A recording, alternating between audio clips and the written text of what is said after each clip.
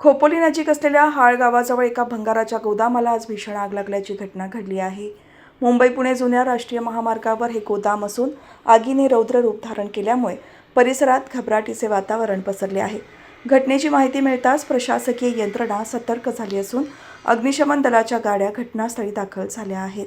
यामध्ये खोपोली नगरपालिका अग्निशमन दल, टाटा स्टील, गोदरेज आणि हेल्प फाउंडेशनच्या टीमचा समावेश आहे। या सर्व पथकांकडून आग विझवण्यासाठी शर्थीचे प्रयत्न सुरू आहेत। आज खालापूर तालुक्यातील हाळ या गावामधल्या याक एज्युकेशन सोसायटीच्या जवळ असलेल्या एका भंगारच्या गोडाऊनला मोठ्या प्रमाणात आग लागली।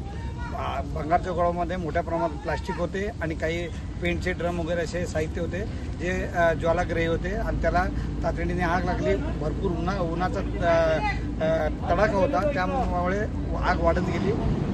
ती आग विझवण्यासाठी खोपोली फायर ब्रिगेडची टीम, त्याचप्रमाणे अलाना, टाटा स्टील, JSW आणि आता HPCL सारख्या कंपनीच्या फायर ब्रिगेड टीम या ठिकाणी दाखल होत आहेत।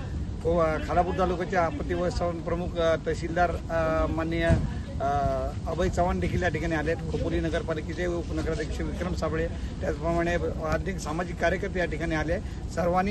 सर्व यंत्रणांनी आणि येथील स्थानिक रहिवाशांनी, त्याचप्रमाणे हाळ ग्रामस्थांनी या आगीला विझवण्याचा पुरेपूर प्रयत्न केलेला आहे आणि काही प्रमाणात त्याला यश येते, परंतु या ठिकाणी जीवितहानी जरी नसली झाली तरी वित्तहानी मोठ्या प्रमाणात झालेली आहे।